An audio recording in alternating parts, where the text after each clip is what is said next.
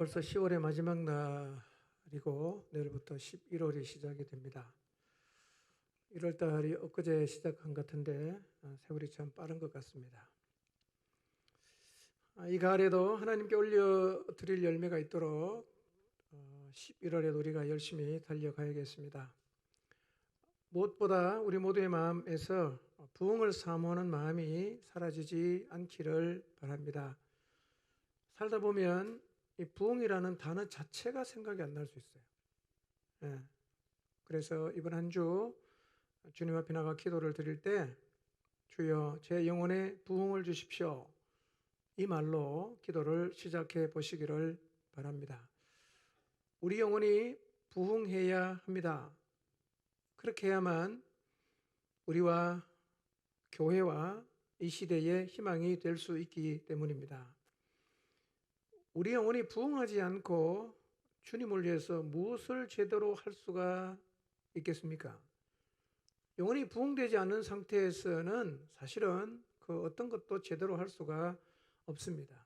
그래서 늘 우리는 하나님이 주시는 부흥을 사모해야 합니다. 부흥한 상태로 목장 신방도 해야 되고, 부흥한 상태로 복음 신방도 해야 되고, 부흥한 상태로 복음 전하는 일도 해야 합니다. 이 모든 일들을 부흥한 상태로 행할 때 하나님이 맺게 하시는 결실을 보게 될 것입니다. 그러므로 무슨 일을 하기 전에 어떤 일을 하든지 간에 가장 먼저 부흥의 자리에 서는 일부터 하시기를 바랍니다. 부흥의 자리에 나가려면 무엇보다 하나님께로 가까이 가는 일이 필요합니다. 여러분 기도하고 말씀을 읽고 또 그 말씀을 묵상할 때 기계적으로 하지 않도록 조심하십시오. 하나님을 인격적으로 만나야 됩니다. 하나님과 가까이 해야 됩니다. 그리고 그분의 얼굴을 구함으로 나가야 합니다. 근데 아무 생각 없이 성경 읽을 수가 있고 하나님 계신지 관심 없이 기도할 수 있지 않겠습니까? 그렇게 되면 기도의 자리에 머물러 있어도 부흥은 오지 않습니다. 하나님과의 인격적인 관계가 매우 중요한데요. 하나님과 인격적 관계가 되면 우리도 시편과 같은 시를 쓸 수가 있습니다. 시편을 쭉 읽어보세요. 내용이 주로 이런 거예요. 하나님과 인격적 관계 안에 있는 사람이 적은 시인데요. 대개 시가 이렇게 흘러갑니다. 하나님 앞에 자기 사정을 아뢰는 거예요. 하나님 저 이렇습니다. 하나님 저 이거 힘듭니다. 제가 나를 힘들게 합니다. 내 사정을 그분에게 말해요. 그리고 내 기도를 잘 귀를 기울여 들으시는 하나님에게 도와달라고 기도합니다. 은혜를 구합니다. 그리고 또 하나는 그 하나님을 찬양하는 것이 시편의 시들입니다. 그래서 우리가 하나님과의 인격적 관계 안에 지속적으로 머물러 있으면 우리 영혼의 부흥의 경험이 되고 하나님과 인격적 관계 안에 머물러 있으면 우리도 시를 쓸 수가 있어요. 하나님 그분에게 내 사정을 그냥 세세하게 다 말씀드릴 수가 있고 그분에게 말씀드린 다음에 내 마음속에 평안을 누릴 수가 있습니다. 11월에도 우리가 서로를 통해서 부흥의 소식을 들을 수 있도록 하나님과 더 깊은 인격적 관계를 누리며 사시기를 바랍니다. 자, 오늘부터 세상의 희망이 되는 교회에 대해 말씀을 드리려고 합니다. 설교 제목 같이 읽어볼까요? 시작. 교회를 생각을 하면서 교회를 어떤 것으로 표현하면 좋을까 깊이 생각을 해봤는데요. 교회는 세상의 희망이다. 이런 표현이 참 어울릴 것 같다는 생각을 했습니다. 여러분 교회가 제대로 세워지면 교회는 세상의 희망이 됩니다. 다르게 표현하면요. 교회가 교회다워지면 교회가 세상의 희망이 된다는 말입니다. 어떻게 하면 교회가 교회다워질 수 있을까요? 한번 생각해 보십시오. 어떻게 하면 교회가 교회다워질 수 있을까요? 여러 가지로 대답할 수 있겠죠. 그러나 교회가 교회다워지려고 하면 본질을 추구해야 됩니다. 교회의 본질을 추구하면 교회다운 교회가 되는 것이 가능해집니다. 본질을 계속 추구하면 교회는 반드시 건강해질 수가 있습니다. 지난 10월 29일자 국민일보 미션 라이프란에 위드 코로나 시대 목회를 말하다는 주제로 그 포럼이 열렸는데 그 글 일부가 이렇게 실렸어요. 그 글에서 김병삼 목사가 이렇게 말했어요. 코로나로 한국 교회 민낯을 보게 됐고 교회 본질을 생각하게 됐다면서 코로나는 예배 인원 감소, 지교회 확대, 사역의 단순화, 가난 교인에 대한 관심, 온라인 예배 집중, 교회 밖에 대한 관심 증가 등의 변화를 가져왔다고 분석하면서 이렇게 말했어요. 다들 교회가 어려워졌다고 하지만 건강한 교회는 오히려 헌금과 교인이 늘고 있다면서 결국 건강한 교회는 더 건강해지고 건강하지 못한 교회는 없어질 상황이라고 이야기를 했어요. 정확한 설명입니다. 예.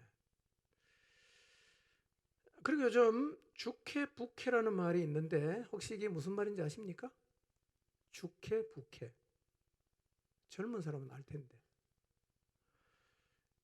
주캐 부캐라는 말은 게임에서 사용하는 용어인데요. 주캐는 주로 하는 캐릭터라는 말이고 부캐는 부로 하는 캐릭터를 가리키는 말이랍니다. 이 게임할 때 주캐 부캐가 있는 것처럼 요즘 교인에게도 주교회 부교회가 있다는 거예요. 교회가 2개, 3개 정도 갖고 있답니다.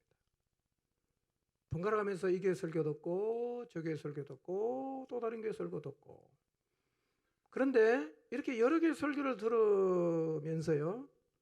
지금 사람은 어떤 목사가 설교를 잘하고 어느 교회가 시설이 더 좋으냐 보다도 목자와 교인의 관계성이 얼마나 좋은가를 더 중요하게 생각한답니다. 그래서 관계성이 좋은 교회가 더 강한 교회가 될 것이라고 전망을 했어요. 이게 정확한 것입니다. 관계성을 추구한다는 말은 본질을 추구한다는 말과 똑같습니다. 교회의 본질이 무엇입니까? 여러 가지의 교회 본질 중에 하나가 바로 관계성입니다. 관계성. 교회는 지체들과의 관계가 필수입니다. 그리고 이 관계성이 만들어지면 교회는 반드시 강해집니다. 그래서 교회는요, 시대의 어떠함과 상관이 없이 교회의 본질인 관계성을 계속 추구를 해야 됩니다. 관계성이 제대로 되면 교회는 세워집니다. 건강해집니다. 제일 안타까운 게 뭐냐? 교회를 다니는데 전혀 관계를 안 하고 다니는 거. 이게 제일 안타까운 거예요. 여러분, 코로나로 어려움을 겪기 전에는 관계성이라는 본질을 추구하는 것을 선택으로 생각하는 사람이 많았어요. 제가 이렇게 목회자 모임에 가서 관계성을 막 얘기를 하면요, 별로 귀담아 듣질 않아요. 그런데 이 코로나라는 어려움 앞에서 관계성이 안 된 교회는 그냥 속절없이 무너집니다. 대책 없이 무너집니다. 교회를 안 나오잖아요. 관계가 하나도 안 돼 있잖아요. 연결이 하나도 안 돼 있어요. 어떻게 할 수가 없어요. 그러면서 이 관계성이라는 것이 선택이 아니라 필수라는 사실들을 이제 체감하고 있어요. 아, 이게 관계성이 정말 중요한 것이구나. 무너지고 나서 경험하는 거예요. 느끼는 거예요. 힘들어도요, 교회는 계속 본질을 추구해야 됩니다. 그래야 세상의 희망이 되는 교회로 우뚝 설 수 있고 성경에서 말씀하고 있는 진짜 교회다운 교회로 설 수가 있습니다. 여러분 생각해 보세요. 꽃나무에 꽃이 안 펴요. 열매를 맺는 나무에 열매가 안 맺힙니다. 어떻게 해야 되죠? 본질을 건드려야 됩니다. 생명력을 건드려야 돼요. 생명력을 가만 내버려 두고 열매를 맺는 수만 가지 방법을 써도 다 소용없어요. 나무를 살리면 열매 그냥 맺힙니다. 꽃나무가 살아나면 꽃은 그냥 피우지 않겠어요? 본질에 직면해야 됩니다. 그게 핵심이에요. 본질이 뭐냐? 많아요. 지금 제가 관계성에 대한 말씀드렸는데요. 앞으로 계속 말씀드릴 거고요. 우리가 추구해야 되는, 교회가 추구해야 되는 본질적인 것에는 어떤 게 있을까? 오늘 제가 2가지만 말씀드리겠습니다. 교회가 추구해야 되는 본질, 첫째, 그것은 예수 그리스도를 통해 이룬 구원의 복음을 땅끝까지 전하는 일입니다. 이게 굉장히 중요한 교회의 본질이에요. 여러분, 이게 제일 중요한 거예요. 제일 중요한 겁니다. 교회는 끊임없이 이 본질을 추구해야 합니다. 왜 하나님이 교회를 세우셨어요? 아시는 것처럼 교회 시대 이전에도 하나님과 소통하는 백성이 있었습니다. 유대인이었어요. 자기 백성을 하나님 선택했습니다. 왜 하나님 그 사람들을 쓰지 않고 교회를 새로 세우셨는가? 유대인의 편견 때문입니다. 워낙 편견이 강해서 유대인들을 통해서는 세상 만민에게 복음 전하는 일이 도저히 불가능하다는 것을 하나님이 아셨어요. 여러분, 유대교는요, 지금도 전도하지 않습니다. 유대교 지금도 있거든요. 그들은 그들이 살고 있는 세계 각지에서 매 안식일마다 그들이 살고 있는 지역에 세운 회당에서 모입니다. 특별한 복장을 하고 다 모여서 예배를 드리고 성경을 읽고 돌아가는데요. 이 사람들은 전도 안 합니다. 자기들만 선택받은 민족이라고 생각을 하기 때문입니다. 지금까지 이렇게 편견에 사로잡혀 있는 유대인을 통해서 세상 만민에게 복음 전하는 게 도저히 불가능하다는 하나님이 아시기 때문에 세상 모든 사람에게 복음을 전하려는 목적으로 영원전부터 준비해 두신 교회를 때가 될 때 하나님이 세우셨습니다. 교회를 왜 세우셨어요? 복음 전파를 위해 세우셨어요. 이게 핵심이에요. 복음 전파를 안 하는 교회는 사실은 교회가 아니에요. 존재할 이유가 없어요. 왜? 그거를 목적으로 세웠는데 그 일을 안 하고 있으면 존재 하나만 하죠. 존재 하나만 하죠. 교회는 언제라도 복음을 전해야 합니다. 언제든지 일은 하고 있어야 됩니다. 복음 전도는 시즌이 없어요. 저는 사실은 제 로망이 몇 가지 있어요. 목회 로망. 첫째, 늘 전도하는 교회. 늘 기도하는 교회. 모든 성도가 성경 읽는 교회. 이거예요.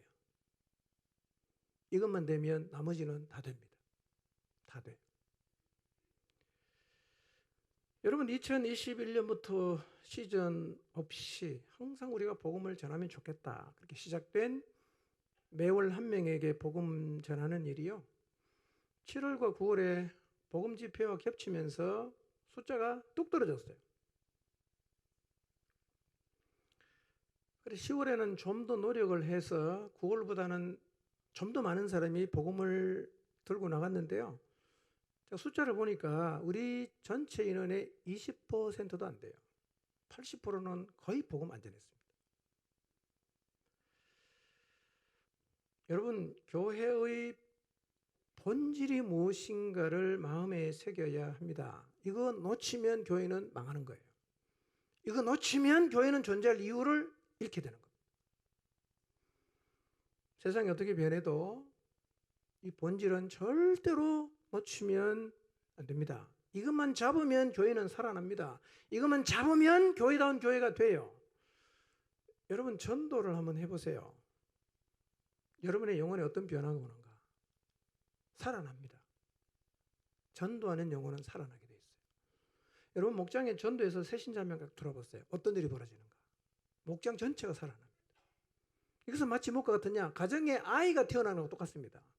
여러분 가정에 아이가 한 명 딱 태어나면요, 온 가정이 다 바뀝니다. 다 그 아이에게 집중하지 않습니까? 교회 안에는 끊임없이 그런 일이 일어나야 됩니다. 그게 교회다운 교회입니다. 전도 안 하는 교회는 죽은 교회죠. 전도 안 하는 교회는 존재할 이유가 없는 교회죠. 목적을 상실한 교회가 되는 것입니다. 11월부터 우리 모두가 적극적으로 이 본질을 추구하게 되시기를 바랍니다. 누구라도 괜찮아요. 가슴에 복음을 담고 한 달에 한 명은 만나야 되잖아. 한 달에 30명을 만나려고 하지 않잖아요. 한 명만 만나라 그러잖아.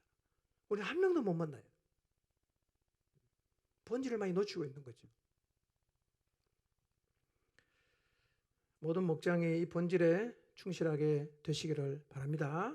본질에 충실하면 교회는 세상에 희망을 줄 수 있어요. 두 번째, 교회가 추구해야 되는 본질이 무엇인가? 엄부의 권세가 이기지 못하는 곳이 되는 것입니다. 오른쪽에 성구에 나와 있죠? 예수님께서 말씀하셨어요. 교회가 어떤 곳이냐? 이 교회.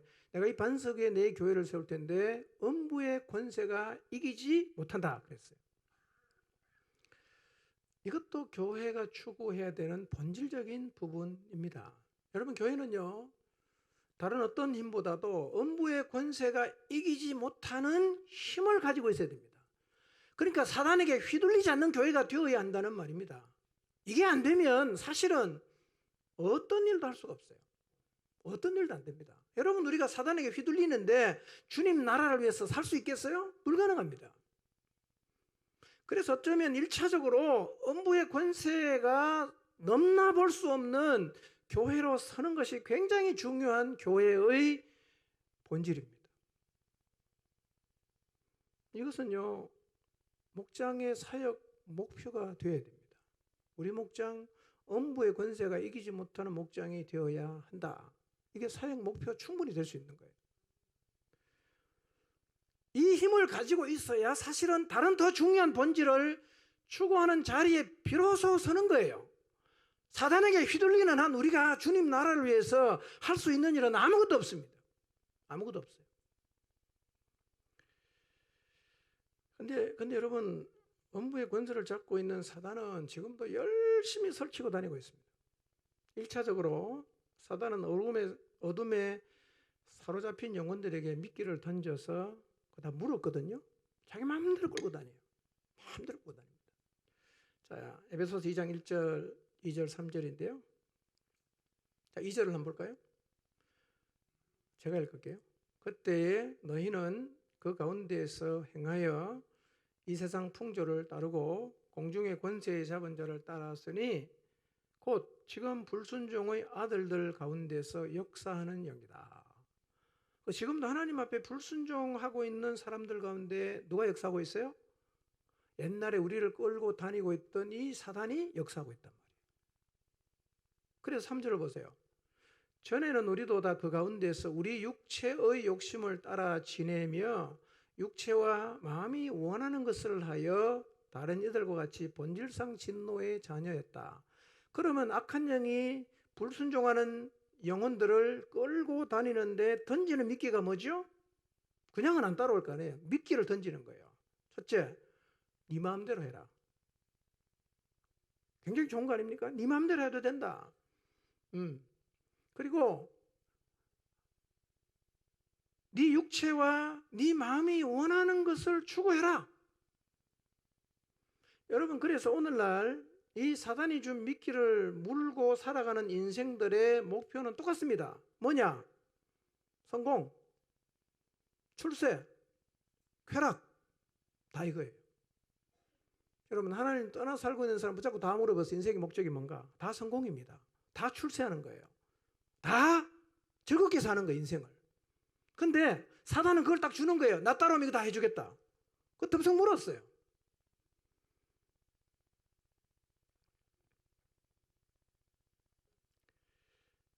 그런데 믿지 않는 사람에게 미끼를 주어서 그것을 물고 자기 마음대로 끌고 다니다가 어디로 보냅니까? 영원한 멸망으로 보내거든요. 근데 사단은요, 그것으로 끝내지 않습니다. 우리에게도 공세를 퍼붓고 있어요. 교회를 향해서도 공세를 멈추지 않고 있습니다. 거짓과 유혹과 분열로 교회를 계속 무너뜨리려고 공격하는 것입니다. 들어보십시오. 자신을 한번 잘 보십시오. 지금도 적지 않은 그리스도인들이 사단이 뿌린 거짓말을 따라갑니다. 헛된 것을 추구하고 헛된 것을 잡으려고 자기 인생을 던지고 있죠. 육체의 정욕과 안목의 정욕과 이생의 자랑거리를 붙잡고 그것을 잡으려고 자기 인생을 허비하고 열심히 달려가고 있어요. 다 그게 인생 잘못 사는 겁니다. 사단이 준 미끼를 물은 겁니다. 그게. 뿐만 아니라 분열이 되므로 교회가 스스로 주저앉고 있습니다. 여러분, 신자인 우리도 사단의 거짓과 유혹에 휘둘리게 되면 사명의 자리 떠나게 됩니다. 사명의 자리 떠나죠. 그래서 불신자처럼 사는 거예요. 인생의 목적이 똑같아요. 여러분, 예수님 믿는 사람은 인생의 목적이 성공, 출세, 인생 즐기는 것 이거 되면 안 됩니다. 그거는 사단이 준 미끼를 문 거예요. 우리는 인생의 목적이 완전히 달라야 됩니다. 그리고 분열되면 교회는 주저앉아요. 여러분, 목장에 분열돼 보세요. 어떻게 되는가? 아무것도 할 수 없습니다. 분열되면 주저앉아요. 사단은 그렇게 교회를 공격하고 있는데요. 이런 일들이 적지 않게 일어나고 있습니다. 지금 이 현상을 경험하고 있는 목장도 있을 수가 있어요. 분열되고 거짓을 잡기 위해서 인생을 드리고 세상 사람과 똑같은 인생의 목적을 가지고 살아가는 사람들 있으면 이게 휘둘린 겁니다. 휘둘린 거예요. 인생의 목적이 성공이야. 인생의 목적이 성공이야. 출세야. 여러분, 그건 예수님 믿는 사람이 가져야 되는 인생의 목적이 절대로 아닙니다. 자, 그런데 여기 성경 구절 오른쪽에 보세요. 음부의 권세가 이긴다 그랬어요? 못 이긴다 그랬어요? 이기지 못한다 그랬잖아. 근데 왜 현실에서는 교회가 사단에게 패배하고 농락을 당하는 걸까요? 예수님은 반석 위에 세워진 교회는 음부의 권세가 이기지 못한다고 했는데 왜 현실에서는 패배하고 있을까요? 음부의 권세가 오히려 교회를 잡아먹고 있을까요? 여러분, 그렇다면 음부의 권세가 이기지 못할 것이라는 그 약속이 무슨 의미가 있겠어요? 공약속입니까? 아무런 의미가 없는 약속일까요? 그렇지는 않아요. 여러분, 교회를 음부의 권세가 이기지 못할 것이라는 약속은 굉장히 중요한 얘기입니다. 왜냐하면 여러분, 이 세상에서 음부의 권세가 이길 수 없는 것은 교회밖에 없습니다. 아멘입니까? 교회는 음부의 권세에 밀리지 않을 수가 있어요. 그러나 사단의 졸개가 되어 살고 있는 세상 사람은 아무리 노력해도 음부의 권세는 절대로 못 이깁니다. 끌려다니는 겁니다.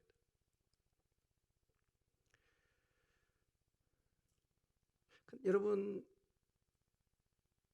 어둠 가운데 있는 영혼들에게는 귀신이 마음대로 들어가기도 하거든요. 귀신이 들어가요. 근데 믿는 우리는 어떻습니까? 들어옵니까? 못 들이죠. 그리고 우리가 말하면 나가요. 뭘로 나가요? 그렇죠? 우리가 훌륭한 게 아니라 우리의 백그라운드가 뭡니까? 예수 그리스도. 그분이 계시잖아. 그래서 우리는 그분의 이름으로 명하면요, 이 교회의 권세 앞에는 사단은 밀려나고 쫓겨나게 돼 있어요. 대단한 거예요. 단서가 있어요. 교회는 음부의 권세가 이기지 못하는 것이 될 수도 있지만 음부의 권세에 농락당하는 교회가 될 수도 있어요. 그게 뭔가? 에베소서 6장으로 넘어가면 영적인 전쟁에 대한 얘기를 하고 있어요. 전쟁. 그러니 어둠의 권세를 잡은 사단과 빛의 전초기 진 교회는 지금도 계속 싸우고 있어요. 그러니까 음부의 권세 이기에 밀리지 않으려고 하면 어떻게 하면 될까요? 무장해야 됩니다. 하나님의 전신갑주, 하나님으로 완전 무장을 해야 됩니다. 무장하면 절대로 밀리지 않습니다. 무장 안 하면 밀리게 되어 있습니다. 무장 안 하면 다 날아가요. 그러면 음부의 권세가 이기지 못하는 교회의 본질을 실현하려고 하면 교회는 뭐를 열심히 해야 되겠어요? 무장을 열심히 해야 됩니다. 본질적인 부분입니다. 무장을 열심히 해야 됩니다. 무장이라는 본질을 교회는 늘 추구를 해야 되는데요. 여러분, 매일 기도하는 것, 매일 성경을 읽는 것, 선택 아닙니다, 이거요. 선택으로 생각하시면 안 돼요. 나는 기도는 안 하면서 신앙생활을 하기로 선택을 했다. 되게 웃기는 말입니다. 그런 거 없어요. 여러분, 기도 안 하고 성경 안 읽고 신앙생활 하기로 결정을 했다는 말은 나는 사단의 졸개로 살기로 결정했다는 말과 하나도 틀리지 않습니다. 밥입니다. 밥. 그 사람은요. 사단의 밥이에요. 근데 그게 그렇게 말하는 게 훌륭한 줄로 아는 사람이 있어요. 참 답답한 일입니다.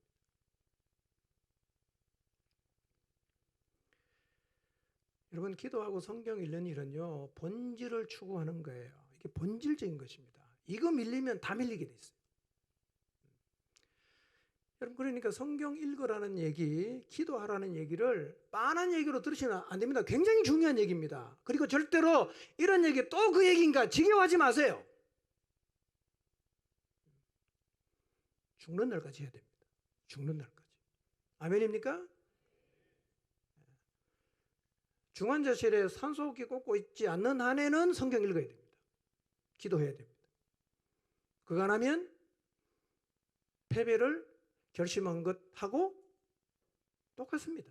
똑같아요. 여러분, 또 기도하라는 말 지겹다. 또 성경 읽으라는 말 지겹다. 이건 아주 곤란한 말입니다, 여러분. 그 말을 한다는 얘기는 기도가 뭔지를 모른다는 얘기고 성경 말씀이 얼마나 우리에게 영혼의 양식이 된다는 걸 모르기 때문에 그런 이야기하는 겁니다. 정말 안타까운 일이에요. 기도의 능력을 모르십니까? 말씀의 힘을 모르십니까? 아는 사람은 그런 얘기하면 안 되죠. 여러분, 우리가 너무 굶주리면 배고프면 가서 아무거나 주워 먹지 않습니까? 배를 채워야 되잖아. 그러니 우리 영혼이 권고해지면요, 다 제쳐놓고 기도의 자리에 가야 되고 성경 읽는 자리로 가야 정상이에요. 또 기도요? 곤란한 거죠.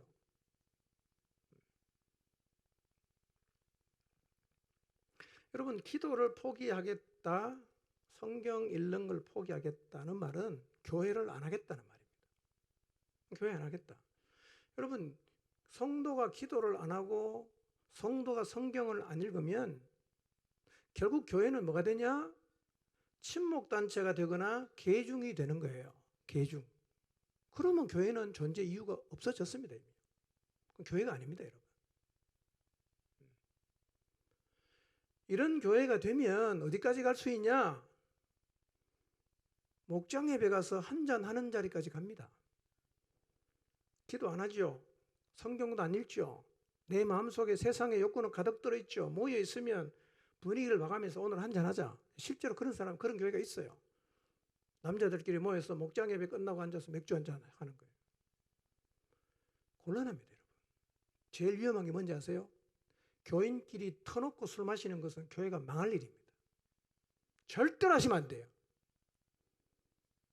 그거는요, 진짜 교회의 암이 되는 겁니다. 술 터놓고 마시고 담배 터놓고 피우고 곤란합니다, 이거요.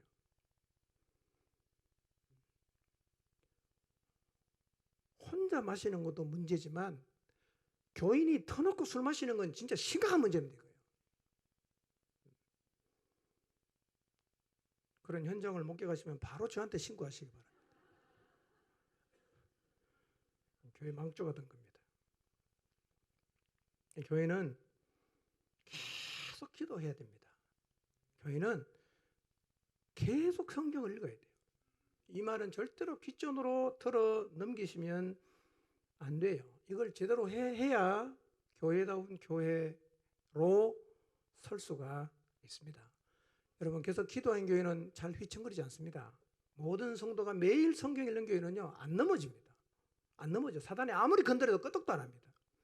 이거 안 되면요, 한 방에 날아갑니다. 한 방에 날아갑니다. 여러분이 매일 하는 기도, 바쁜데 교회까지 와서 매일 기도하는 거 절대로 의미 없는 일 아니고요. 그런 여러분의 헌신과 기도에 대한 희생이 이 공동체를요, 견고하게 세워가는 겁니다. 교회다운 교회로 만들어가는 거예요.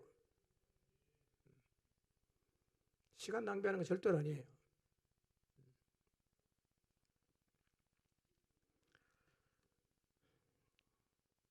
교회가 추구하는 본질이 복음 전파 그리고 사단과의 싸움에서 이기는 건데요. 이 두 가지는 사실은 밀접하게 관계가 있어요. 사실 연결되어 있죠.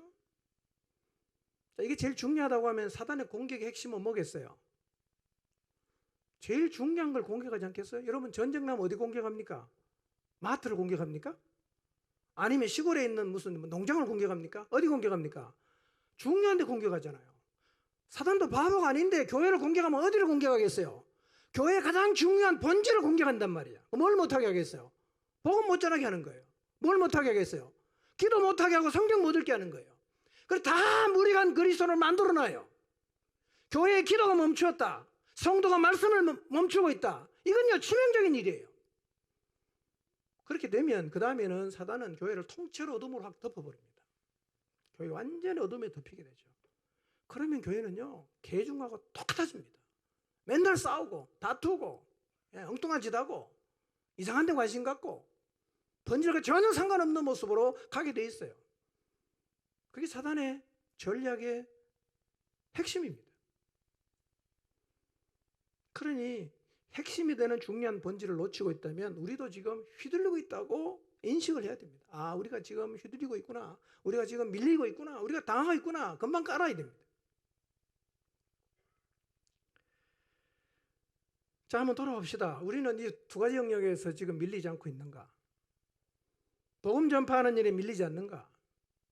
엄부의 권세를 이기지 못하는 그런 교회의 상태가 유지되고 있는가? 한번 돌아보십시오. 이 두 가지는요, 언제나 변함없는 교회의 관심사여야 합니다. 언제나 집중해야 되는 것입니다. 언제나 잡아야 하는 겁니다. 사단의 공격은 멈추질 않죠. 최근에 와서 느끼는 것은 우리 공동체가 하나님 앞에서 부흥을 막 추구하고 나가면서요, 사단의 방해도 더 극렬해진 것을 제가 느껴요. 악한 영이 이 사람 저 사람을 흔들고 있고요. 이간질로 분열로 교회를 목장을 흔들려고 하고 있습니다. 다 느끼죠. 아, 이놈이 또 발악하는구나. 다 느껴집니다. 혹시 나는 흔들리고 있지 않는가? 혹시 우리 목장은 흔들리고 있지 않는가? 생각해 보십시오. 밀린다고 생각되면 어디로 가면 돼요? 다시 본질로 가야 돼요. 딴 데로 가지 마시고 본질로 가세요. 본질로. 그걸 잡으면 돼요. 그거 살아나면 됩니다. 그런데 교회가 본질을 추구하며 나갈 때 우리에게 주어지는 또 다른 복이 있어요. 저는 그것이 매우 놀라운 복이라고 생각합니다. 그 복은 사람들이 안고 있는 가장 심각한 문제에 대한 해답을 주는 거예요. 해답. 여러분, 사람들이 안고 있는 가장 심각한 문제가 뭘까요? 사람이 안고 있는 문제는 굉장히 많아요. 가난도 문제 될 수 있고요. 여러 가지 문제가 있을 수 있어요. 제가 목회를 해보니까 사람들이 안고 있는 진짜 문제가 뭐냐면 왜곡된 정서로 인해 망가져버린 인격, 이게 문제입니다. 참 사람을 고통스럽게 합니다. 이게 문제예요. 이 문제가 심각한데요, 근데 문제가 뭐냐면 이런 문제는 세상 어디에 가도 해결해 주는 데가 없다는 거예요. 해결해 주는 데가 없어요.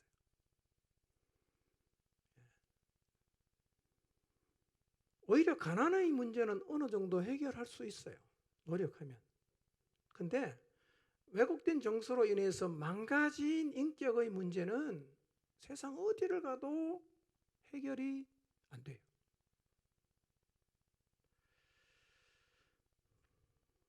왜곡된 정서를 가진 부모 아래에서 자라면 자신의 의지와 상관이 없이 아무것도 모른 채 자기의 정서가 왜곡이 되고 자기 의지와 아무런 상관없이 인격이 망가집니다.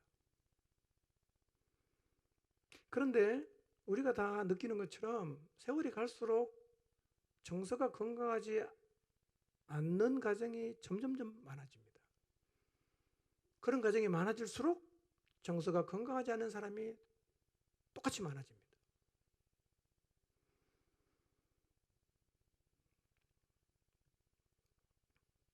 특히 왜곡되고 무너진 정서를 가진 사람 가운데는요, 제가 이렇게 경험해 보니까 그런 자신의 모습을 인식하지 못하는 사람이 많아요. 자기 안에 문제가 있다는 걸 전혀 인식을 못합니다. 인정도 안 하죠. 인식 못하는 게 인정 안 하겠죠. 그리고 어떻게 되겠어요? 계속해서 대물림이 되는 겁니다. 내가 아무 문제가 없으니까 그렇게 행동을 계속 하겠죠. 그럼 그 가정에 자란 자녀들은 또 망가지는 거죠. 근데 망가졌는데 이게 문제가 없다고 생각을 하기 때문에 그대로 행동합니다. 그럼 또 망가지는 겁니다. 근데 이렇게 정서가 왜곡이 되고 무너지면 자존감이 떨어지거든요. 이 낮은 자존감은 참 힘들어요. 이게 정말 고질 같은 겁니다. 이게요. 잘 개선도 안 되고요. 사람의 자존감이 떨어지면 제일 먼저 자기를 너무 괴롭힙니다. 자기가 너무 힘들어요. 자존감이 떨어지면요, 자기를 비하합니다. 매사에 자신감을 갖지 못합니다. 자기가 자기를 싫어해요. 당신은 사랑받기 위해 태어난 사람. 그 얘기 들으면요, 전혀 마음에 와닿질 않아요. 정서적인 안정감이 없어요. 감정 기복이 매우 심합니다. 그리고 감정이 통제가 잘 안 돼요. 버럭 화를 잘 내고 갑자기 우울해지고. 그래서 다른 사람들과 좋은 관계, 대등한 관계를 맺으며 사는 게 힘들다기보다는 사실은 안 돼요. 안 돼요. 삶이 굉장히 우울해집니다. 그런데 자기만 괴롭히는 게 아니라 다른 사람도 괴롭힙니다. 괴롭히려고 마음먹은 건 아닌데 그 낮은 자존감을 갖고 살면 다른 사람을 괴롭히게 돼 있어요. 이 자존감이 낮은 사람이 상사가 되면 아래 사람을 진짜 힘들게 합니다. 부모가 되면 자녀를 아주 힘들게 합니다. 남편이 되면 아내를 힘들게 합니다. 아내가 되면 남편을 힘들게 합니다. 이런 일들은 주변에서 너무 많이 일어나죠. 그건 보입니다. 참 안타까워요. 특히 정서의 심각한 왜곡을 가진 부모로 인해 자녀가 정말 망가지는 모습을 보면요, 너무 안타까워요. 다 망가집니다.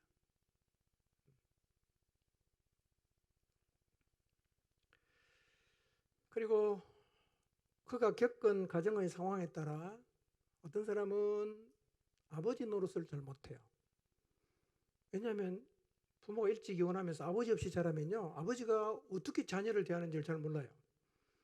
어떤 사람은 어머니 노릇을 못합니다. 어떤 사람은 남편 노릇을 못해. 우리 다 보고 배우거든요. 우리 아빠가 엄마에게 어떻게 하는가를 보면서 아, 남편은 이렇게 하는구나 배우거든요. 그걸 계속 못 봤어요. 그럼 결혼했어요. 남편이 됐어요. 어떻게 되냐? 하나도 몰라요. 그냥 안 되는 거예요. 반대도 똑같죠. 아내 노릇도 잘 못해. 고통입니다. 고통이에요. 나도 고통스럽고 내 곁에 있는 사람은 고통스러워요. 자, 그러면 이렇게 정서가 망가지고 무너진 인간들의 문제를 해결할 수 있는 방법은 없는 걸까요? 하나님께서 인간이 안고 있는 이런 문제를 해결할 수 있는 방법을 준비하지 않으셨을까요? 저는 하나님께서 세상 어디에 가서도 해결할 수 없는 이 왜곡된 정서의 문제를 해결할 수 있는 방법을 마련해 놓으셨다고 생각합니다. 그리고 그것이 바로 교회라고 생각합니다. 교회. 교회 대단한 것입니다. 엄청난 것이에요. 교회 나온다고 인격이 교정됩니까? 돼요. 단서가 있습니다. 교회다운 교회가 되면 돼요. 교회다운 교회.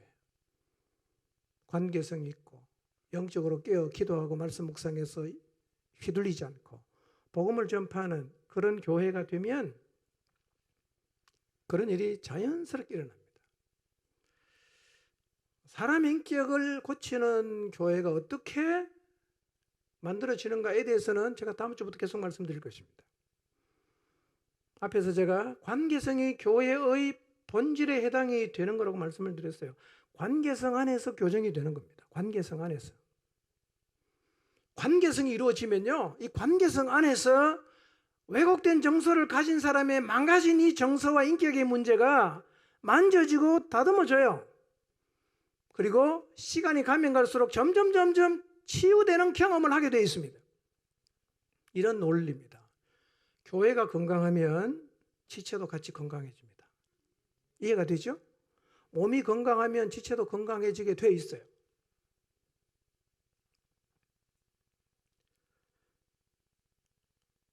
우리들 대부분은요, 다 정서의 왜곡을 갖고 있습니다. 연약함도 가지고 있어요. 부족함도 가지고 있습니다. 약점도 가지고 있습니다. 저도 똑같습니다. 우리 다 똑같을 거예요. 그러나 건강한 공동체 안에서 서로가 거울이 되는 거예요. 부딪힘을 통해서 모아가는 부분이 깎이는 거예요. 함께 하면서 서로 배우는 거예요. 조언해 주는 거예요. 그리고 상대를 보면서 배우기도 하고 교정이 되는 일들이 일어나는데, 교회가 건강해지면 이런 일들이 자연스럽게 일어납니다. 자연스럽게.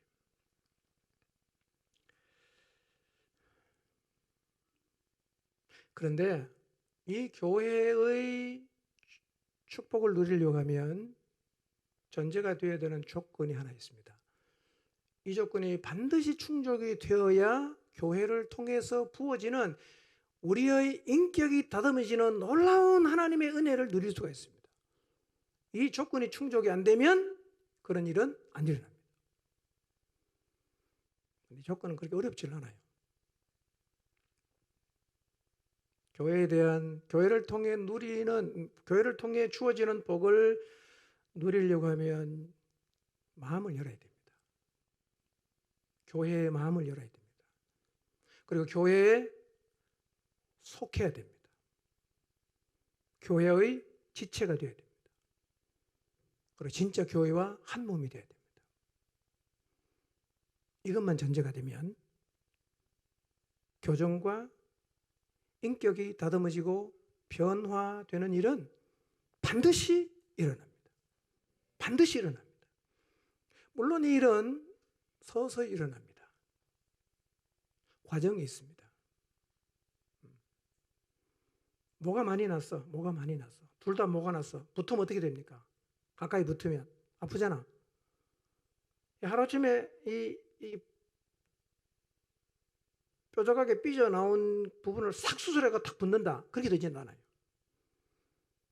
그렇게 되는 경우는 가끔씩은 있지만 보편적으로 일어나지 않습니다. 그럼 어떻게 되냐? 아프면서 서서히 이게 뾰족 튀어나온 부분을 자꾸자꾸 우리가 다듬는 거예요. 다듬는 거예요. 시간이 많이 가면서 어느 날부터 점점 덜 아프기 시작하고 그 다음에는 안 아파져요. 이 과정을 신뢰하는 마음으로 견뎌야 됩니다. 교회는 늘 평화스럽고 우리 만나면 항상 행복하고 그렇지 않습니다. 교회는 긴장도 있고요. 다투기도 하고요. 싸우기도 합니다. 이거 아프니까. 네가 더 많이 찔렸네. 내가 더 많이 찔렸네. 싸울 수 있어요. 과정입니다. 필요합니다. 괜찮아요. 그러나 그런 과정을 지나가는 시간이 쌓이면서 내가 생각해도 내가 너무 변한 거예요. 이제는 옛날에는 둘이만 있어도 맨날 싸웠는데 이제는 여러 사람하고 있어도 다 수용이 되고 용납이 되는 인격이 내 안에 이미 자리를 잡았어요. 놀라운 일이죠. 이 교회를 통해서 하나님 주시는 복이에요.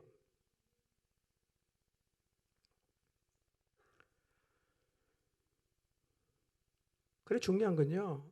교회는 절대로 그냥 다니는 것으로 만족하시면 안 돼요. 교회는 다니는 곳이지만 사실은 교회는 속해야 되는 곳입니다. 다니는 것으로 만족하시면 안 돼요.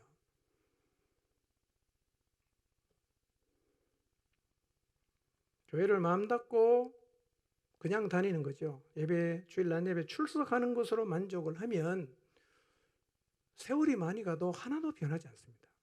그건 뭐가 같으냐?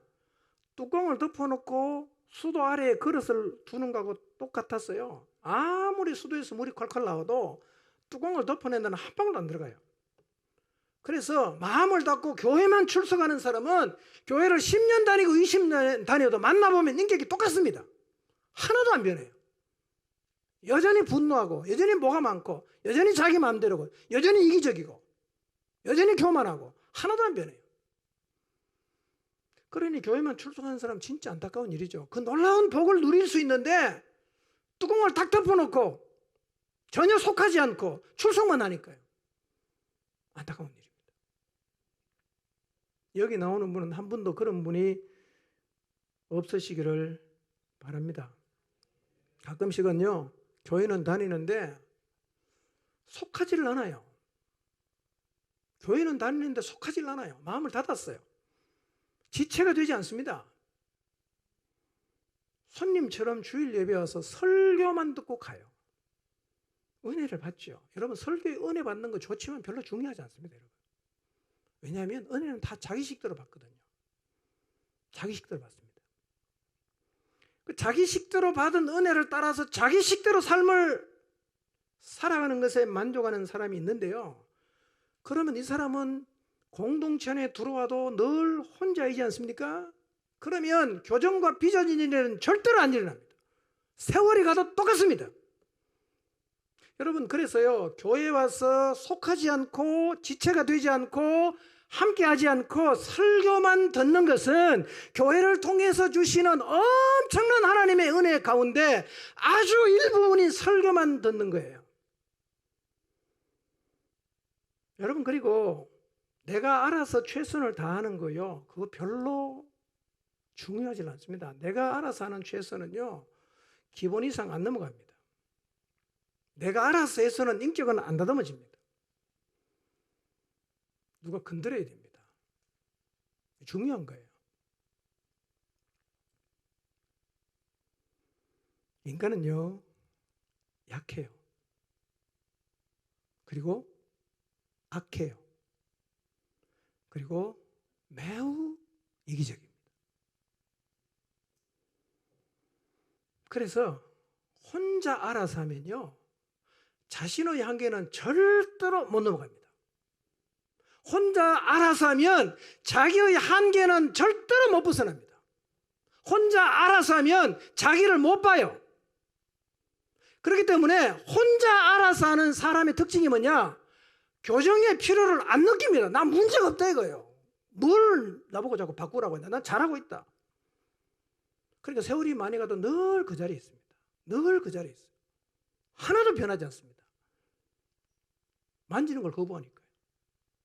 내가 다 알아서 하겠다. 난 잘하고 있다. 이게 진짜 안타까운 사람입니다. 여러분 신앙생활 그렇게 하지 마십시오. 교회는요 다니는 것이 아니고 속하는 것입니다. 한 덩어리가 되어야 됩니다. 그때 놀라운 하나님의 복을 우리가 경험하는 거예요. 그때 흘러오는 거예요. 여러분 요즘 시대를 보십시오. 홀로 외롭고 고독하게 사는 사람이 참 많죠. 정서가 왜곡된 사람이 많다 보니까요, 만만한 사람이 별로 없어요. 상처 안 주는 사람이 별로 없습니다. 만나 얘기하면 다 상처를 주고받아요. 상처받았어. 누구한테 좀 얘기를 하고 싶은데 내 마음을 열어놓고 얘기할 사람이 주변 둘러봐도 아무도 없어요. 남편에게도 못하겠어요. 그러니까 그 외롭고 힘듦을 혼자 다 짊어지고 가는 거예요. 병이 나는 게 참 이상한 게 아니에요. 다 병날 수밖에 없어요. 다 우울합니다. 근데 문제는 뭐냐? 해결할 수가 없다는 거예요. 해결할 수가 없어요. 상담 받으면 1시간에 5만 원 줘야 됩니다. 5만 원. 그래, 목장에서 상담 많이 받는 사람은 돈 많이 내시기 바랍니다. 너무 정서적인 왜곡이 심한 사람을 정신병원에 보내봤거든요. 상담하러.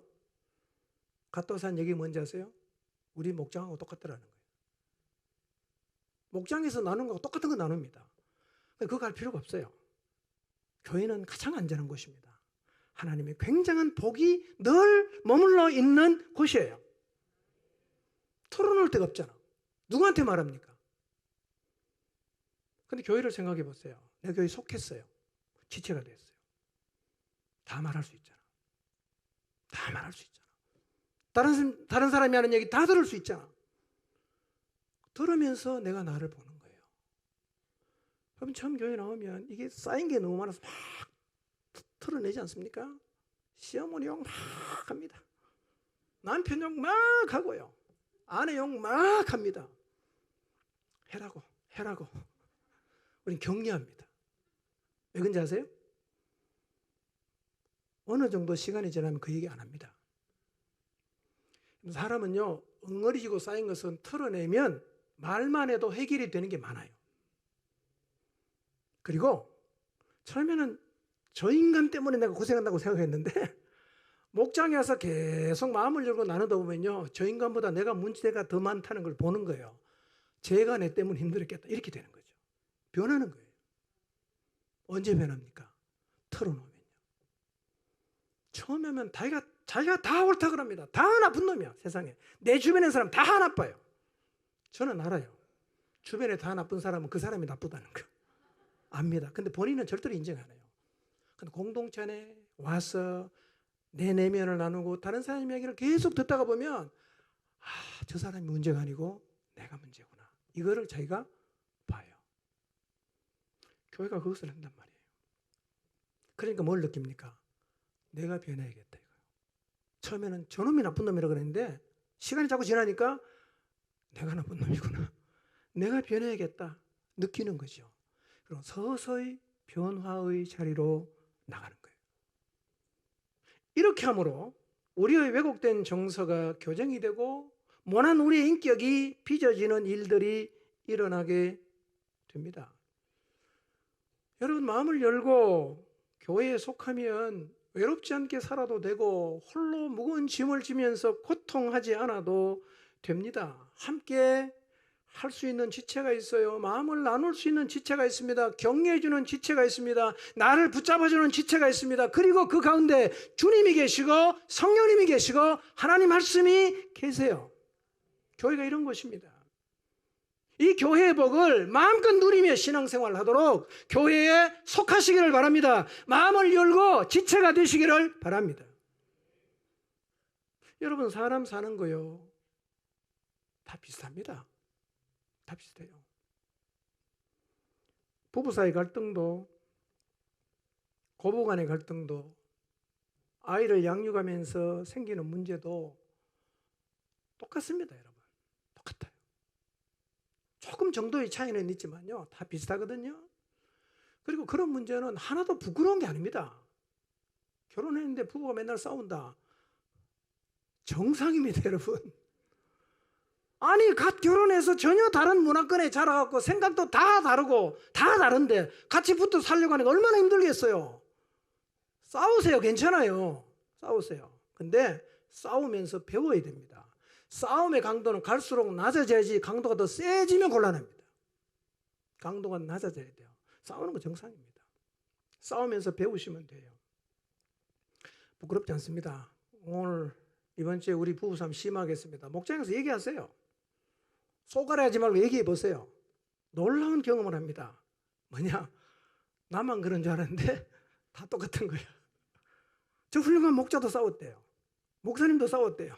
다 똑같습니다, 여러분. 나누고 나면요, 괜히 이걸 혼자 숨긴다고 내 혼자 쏘가리였구나, 이 얘기도 아무 상관이 없는데 라는 사실을 알게 됩니다. 내면 드러내도 괜찮습니다, 여러분. 아무도 비난하고 흉보지 않습니다. 물론요, 아주 가끔은 정서에 왜곡이 있는 사람이 말을 하기도 하지요. 아주 가끔은. 근데 그런 말에 너무 신경 쓸 필요가 없습니다. 성경도 신경 쓰지 말라 그래요. 전도서 한번 볼까요? 전도서 7장 21절 22절. 남의 말에 신경 쓰지 말라는 거예요. 한번 읽어볼까요? 시작. 남들이 하는 말에 마음을 쓰지 말아라. 자칫하다가는 내 종이 너를 욕하는 것까지 듣게 된다. 너 또한 남을 욕한 일이 많다는 것을 너 스스로 잘 알고 있다. 안 틀린 말이죠? 어떻게 우리 마음을 이렇게 잘 알고 적어놨을까요? 전도서는 솔로몬이 적은 책이죠. 여러분, 남이 하는 말에 너무 신경 쓰지 마세요. 누가 한마디 하면 찾아가서 야, 그 말 말고 다른 말 안 했냐? 야, 솔직하게 말해라. 다 말해줘. 그럴 필요가 없다니까요. 괜히 그렇게 자꾸 따져 물으면 안 들어도 될 말을 듣는다는 거죠. 네 종이 너 욕한 얘기까지 듣게 된다 이거예요. 그러니 다른 사람이 나한테 대해서 좀 말을 했다고 해서 네가 너무 신경 쓸 이유가 없는 게, 가만히 돌아봐라. 너도 남 욕 많이 했지 않냐 이거예요. 너도 남 욕 많이 했지 않냐. 근데 니는 남 욕 하나도 안 한 것처럼 누가 너한테 한마디만 하면 그렇게 찾아다니면서 캐묻는데 그러지 말라는 거예요. 여러분, 남 욕한 적 없습니까? 다 했잖아요.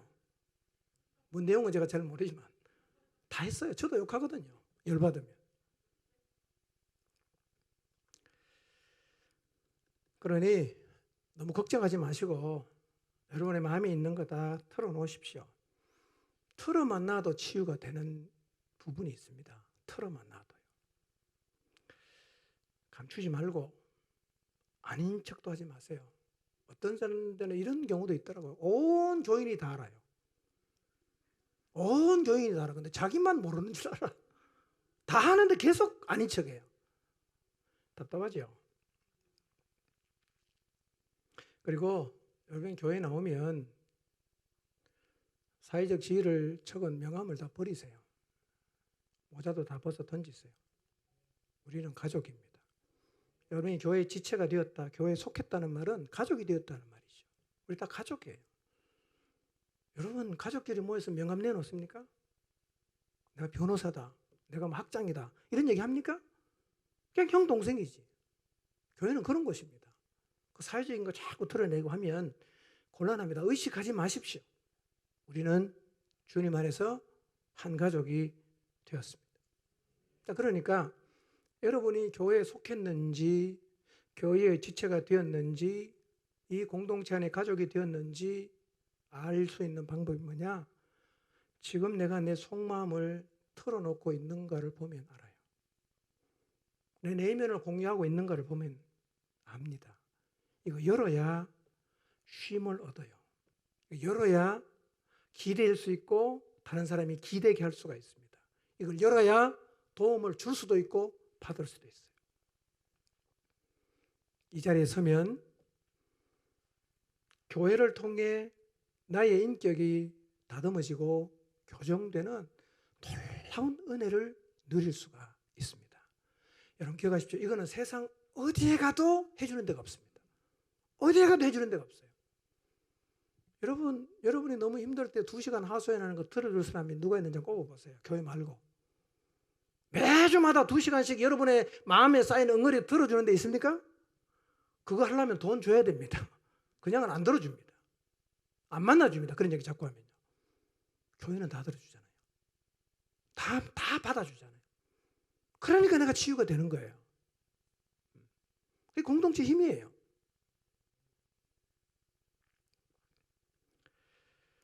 포항중앙침례교회를 다니고 있는 우리 모두가 기억해야 될 게 있습니다. 교회는 다니는 곳이 아닙니다. 속하는 곳입니다. 마음을 열어야 되는 곳입니다. 지체가 되는 곳입니다. 그냥 다니는 데가 아니라 연결이 되어서 함께 지어져 가는 곳입니다.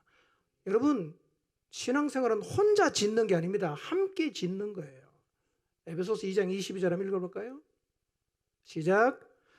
너희도 성령 안에서 하나님이 거하실 처소가 되기 위하여 그리스도 예수 안에서 함께 지어져 가느니라. 어떻게 지어집니까? 다 각자 지어와서 붙이는 게 아니라 함께 지어져 가야 되는 거예요. 연결이 되어야 함께 지어가는 일이 가능할 수 있어요. 속하시기를 바랍니다. 여러분, 교회 다니는 걸로 끝내면요, 여러분, 교회를 통해서 하나님이 주시는 복이 너무 큰데 그걸 하나도 못 누립니다. 이 시간 우리 자신의 신앙생활을 한번 돌아봅시다. 여러분, 어떤 자세로 교회를 다니고 신앙생활을 하고 있습니까? 속해서 지체가 되셨나요? 목장 안에서 다른 지체와 연결이 되셨나요? 한 몸이 되셨나요? 함께 지어져 간다는 생각을 갖고 계십니까? 만약 교회는 다니고 있지만 마음을 닫고 목장 모임 가지만 옆에 사람과 아무런 상관없이 관계가 없이 연결되지 않는 상태로 신앙생활을 하고 있다면 이제는 신앙의 자세를 좀 바꾸시기를 바랍니다. 여러분이 하나님의 복을 누리게 하기 위함입니다. 돌아보니까 저도 교회 때문에 참 많이 빚어졌어요. 교회 때문에 많이 사람이 됐어요. 여전히 부족하지만 인격도 많이 훌륭해졌습니다. 별로 동의를 안 하시네. 여러분, 교회는 우리의 희망입니다. 그리고 이 시대의 희망입니다.